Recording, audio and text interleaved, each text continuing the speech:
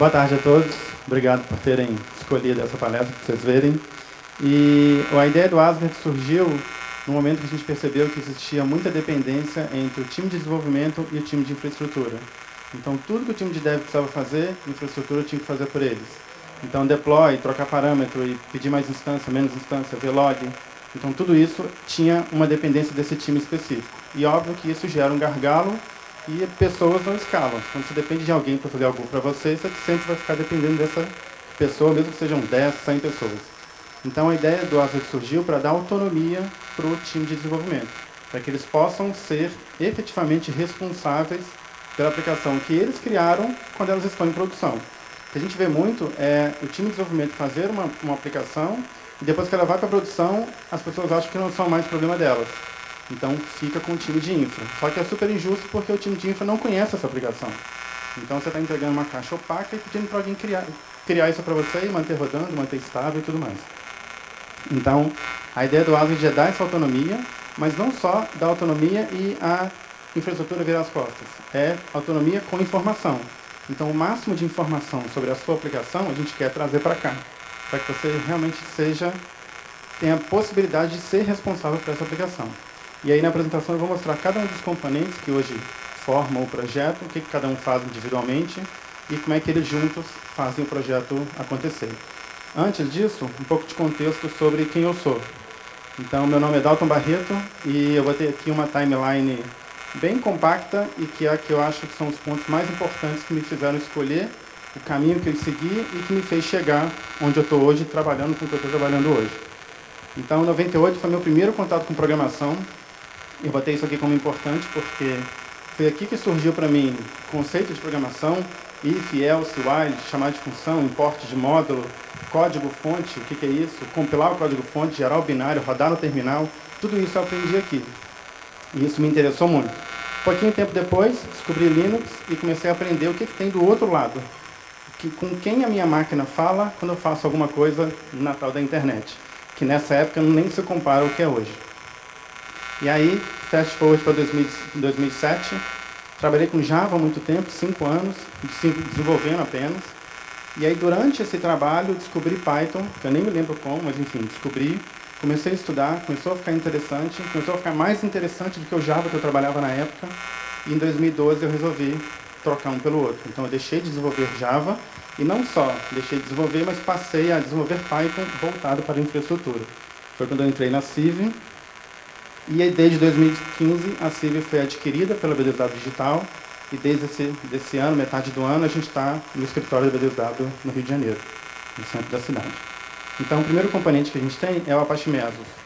Qual é o papel do Mesos? Qual é o objetivo dele?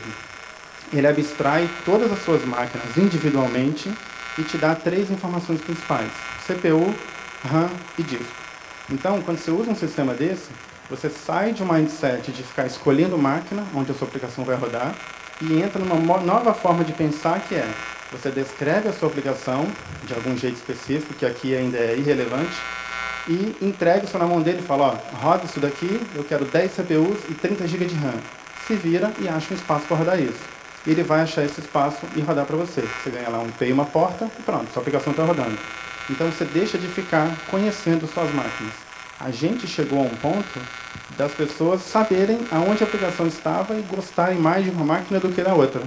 Quando você escolhia, ó, sua aplicação vai rodar aqui. Aí a pessoa: não, deixa eu rodar aqui, porque aqui eu já tenho aplicação, já sou de casa, já conheço. Então isso atrapalha muito você distribuir a sua aplicação nas máquinas que você tem. E o Mesos permite que você crie tags para suas máquinas. Então, o nome da tag e o valor da tag é livre, você cria o que você quiser.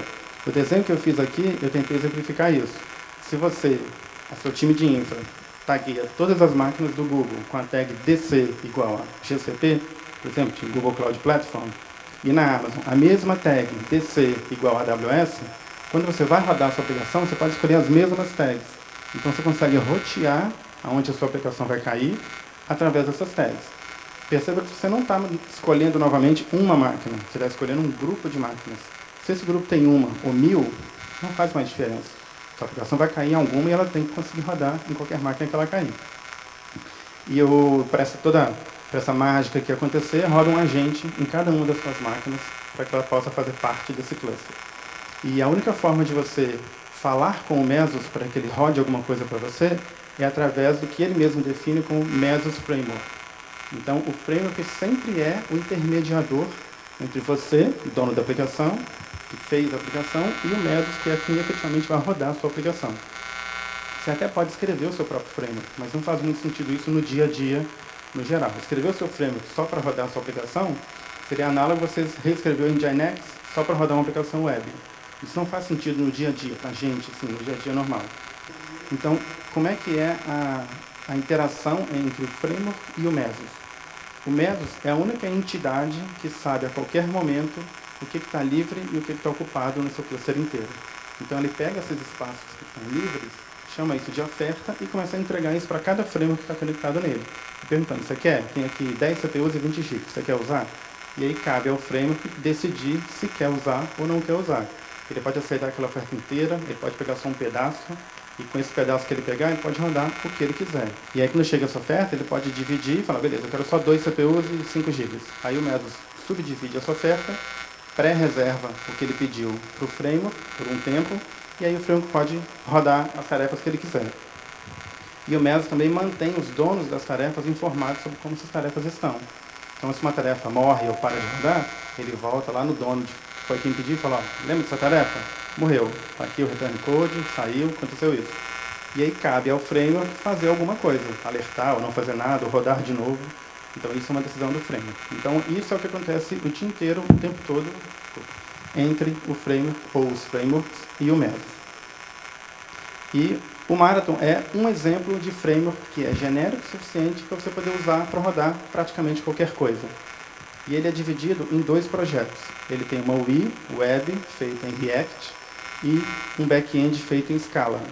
Só que quando você baixa lá o Marathon para você usar e fazer o deploy na sua infraestrutura, o fabricante põe isso tudo numa caixa só.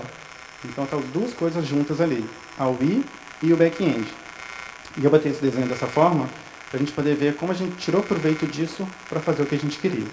Então, nesse ponto, a gente tem só Mesos e Marathon puro, e a gente já ganha uma infinidade de coisas. Toda aquela dependência que existia entre dev e infra some quase que tudo, porque essa UI que o Marathon traz já tem a possibilidade de criar aplicação, destruir a aplicação, criar mais instâncias, menos instâncias, ver a configuração de cada uma, mudar essa configuração.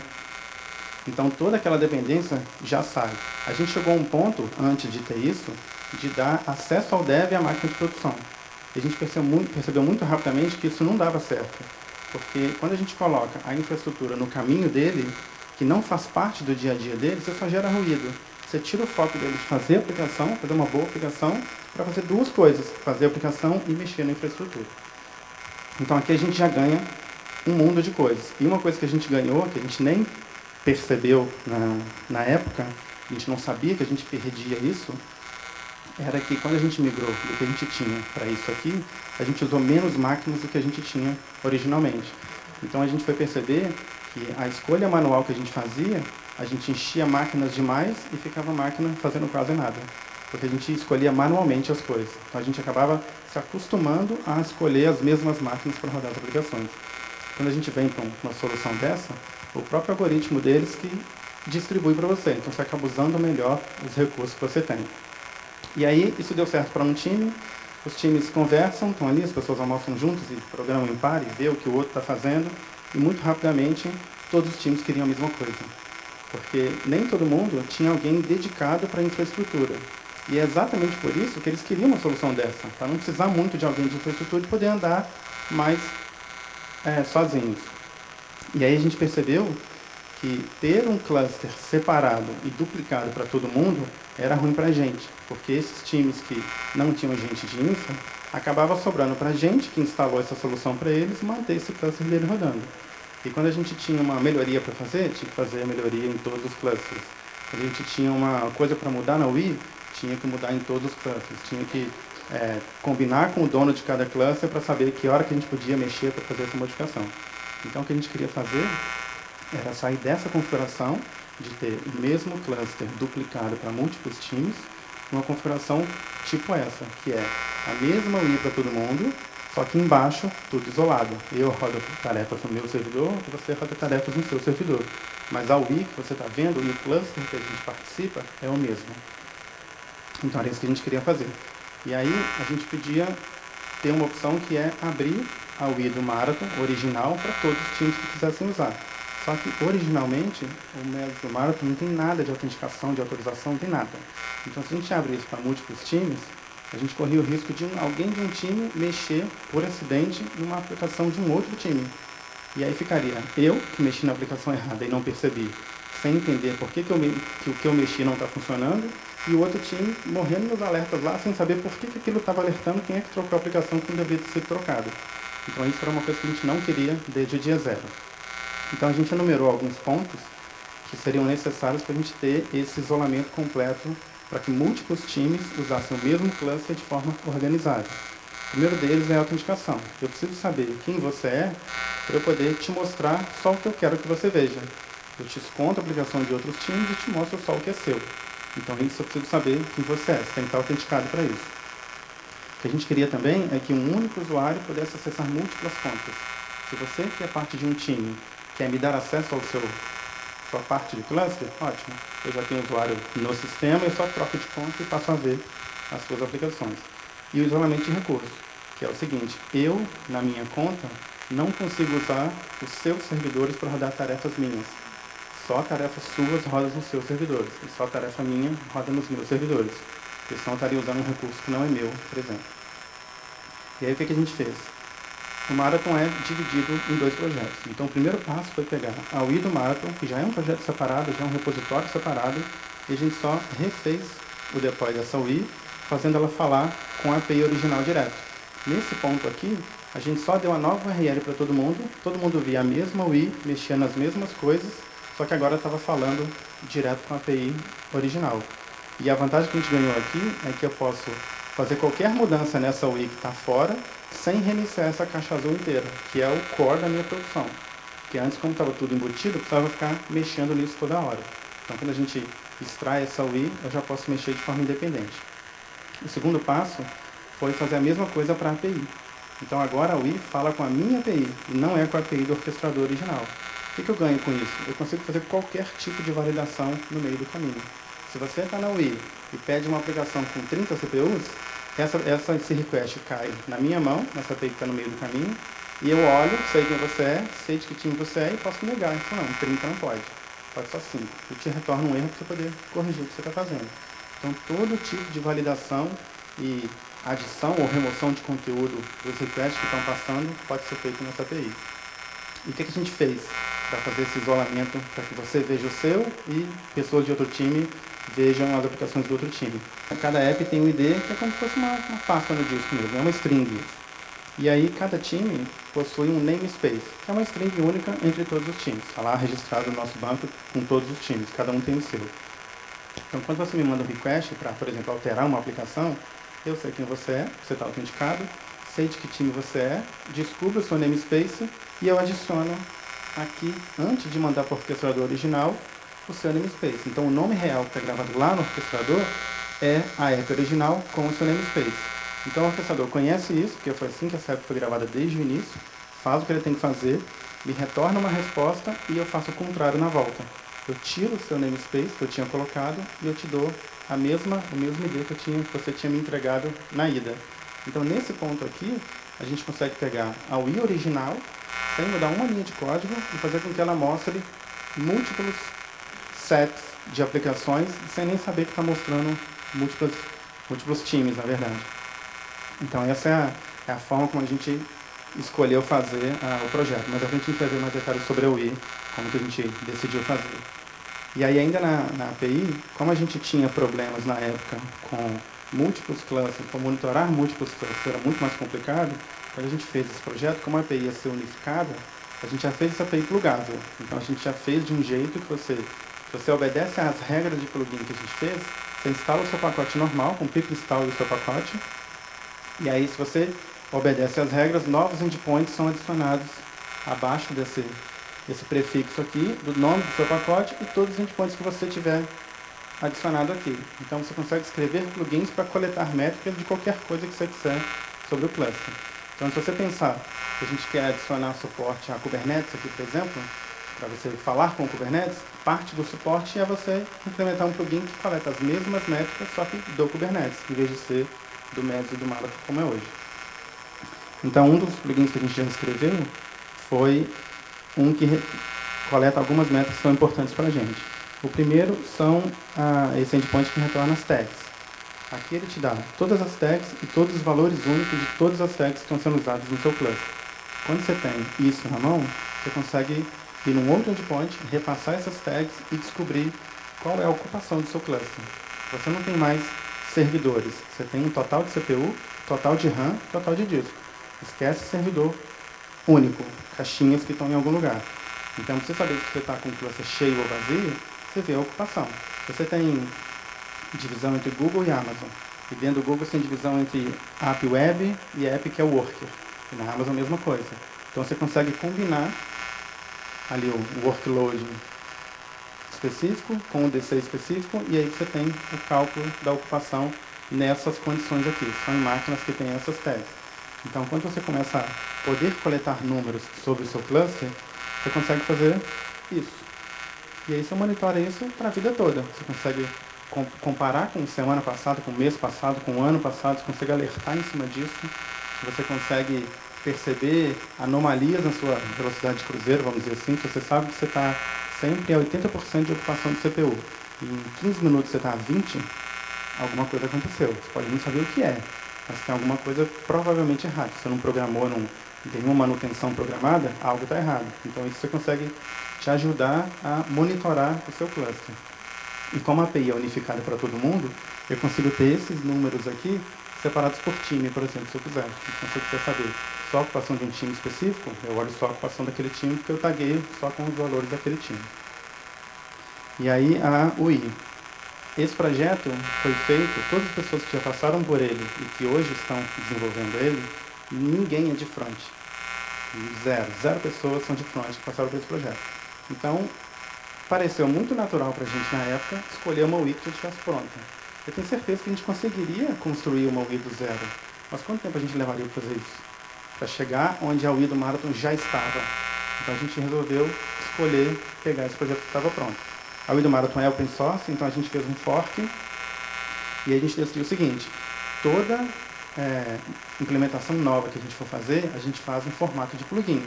Por sorte, a gente, quando estava estudando o código do Marathon UI, percebeu que quem fez essa interface, ela é uma app React que permite que você escreva plugins em React. Então, depois que ela carrega, ela volta na API, carrega mais código e aí novos botões ou comportamentos diferentes podem acontecer. Então, isso foi maravilhoso para a gente. E aí, obviamente, como toda interface de plugin ou como todo projeto quando está nascendo, existem impedimentos que você encontra pelo caminho. Então, a gente, quando foi começar a escrever esses plugins para fazer o que a gente precisava, a gente encontrou esse impedimento por 2 vezes no código do Marathon UI. Então, o que a gente fez foi abrir um PR para eles aceitaram esses PRs, a gente pegou o commit de volta e seguiu e escreveu o que a gente queria. O primeiro impedimento era que o plugin não podia fazer requisição AJAX. E isso era um dos mínimos que a gente precisava. A gente foi lá, implementou esse desimpedimento, pegou o commit de volta e seguimos em frente. O segundo foi que, como a nossa API agora é autenticada, todos os requests saindo da UI tem que estar com o token de autenticação. Só que os requests feitos pelo core da UI, que não sabe que tem plugin rodando, não colocavam esse token na requisição. Então, dava negado do lado de lá. Então, o que a gente fez foi mudar o core da UI para permitir que plugins peguem qualquer requisição antes de sair, modifiquem e depois ela saia. Então, a gente escreveu um plugin que adiciona o token em todas as requisições que são feitas pela UI. Então, a partir daí, ela consegue fazer requisições autenticadas sem nem saber que está fazendo requisições autenticadas. Então, isso fez funcionar a UI com o back-end autenticado com cada usuário usando. E o que a gente pensa para o futuro desse projeto? O que a gente quer que ele seja uma única interface onde o dev vê tudo o que ele precisa sobre a aplicação dele. Então, se ele quer ver uso de RAM, uso de CPU, de rede, de disco, tudo a gente quer trazer para cá. Para que você não fique pulando de interface em interface para ver em cada lugar uma informação diferente sobre a sua app. Um outro ponto é implementar suporte a outros orquestradores. Mesos e o Marathon está aqui porque é o que existia, é o que a gente já tinha quando a gente pensou em fazer algo genérico. Então é óbvio que ele tem que primeiro abstrair o que a gente já tem para depois pensar em abstrair outras coisas. Mas a ideia é que a gente tenha implementação para falar com outros orquestradores. E aí, isso dá a possibilidade do seguinte: para o dev, ele sempre vê a mesma coisa, é a mesma UI sempre, porque o lado de lá não importa mais. Pensa no seguinte: hoje em dia, a sua aplicação, a nossa aplicação que a gente faz, não se importa mais com qual Linux está na máquina. Se é Ubuntu, se é Arch Linux, se é Gentoo, não faz mais diferença, no geral. E aqui é a mesma coisa. Não deveria fazer diferença para a gente, dev, como que o meu container foi parar na máquina. Se foi via Kubernetes, se foi via Apache Aurora, não importa mais. Eu só quero salvar, ganhar um IP e porta e ir embora. Minha app está rodando, agora é comigo. Então isso dá a possibilidade de a gente não saber o que está lá e infraestrutura poder escolher a melhor solução. Vocês querem trocar de Kubernetes para Marathon? Ótimo, que troquem. A UI que eu estou vendo continua a mesma. Então essa é a principal ideia do projeto, é você abstrair múltiplos orquestradores para que isso fique transparente para quem está usando. E aí você tira da jogada, da vida do desenvolvedor, a infraestrutura, mas ao mesmo tempo você dá para ele uma forma agradável de lidar com essa infraestrutura, porque ele consegue cuidar da app dele, pedir mais, pedir menos, destruir, criar, sem pedir ajuda para ninguém. Um outro ponto, permissões mais finas. Hoje, o mesmo problema que existia antes no Marathon, que era entre times, existe hoje dentro de um mesmo time. Hoje não tem permissionamento ainda. Tem autenticação e isolamento dos times, mas eu, dentro do meu time, posso mexer em qualquer aplicação. Então, se você tem múltiplos subtimes usando o mesmo lugar no Asgard, eu ainda posso mexer na aplicação de um outro time. Mas é uma decisão de compartilhar esse lugar no cluster. A gente também quer fazer permissões mais finas, por exemplo, eu poder ter um grupo somente de leitura, ou eu poder editar uma aplicação, mas eu não posso aumentar a CPU, só posso diminuir, ou eu não posso ver variáveis de ambiente que contém senha, por exemplo. E aí, enfim, infinitas possibilidades para poder fazer essas permissões. E um outro ponto que ajudaria também o time de infraestrutura é ter telas dentro do Asgard, onde eu falo com o seu cloud provider para você. Então, se você quer mais 10 máquinas, ótimo, eu vou lá e compro para você. Cria o Scaling Group, cria um Autoconfiguration, o que você quiser, lá no provider que estiver pré-configurado para mim. Então, isso faria com que o Asgard fosse um projeto útil para o time de infra também. Então, infra e dev usariam o mesmo lugar, vendo telas diferentes, para fazer cada um o seu trabalho. E, obviamente, o trabalho dos dois em conjunto é que faz tudo acontecer. O dev faz uma coisa de um lado e o infra prepara essa infraestrutura que se deve usar.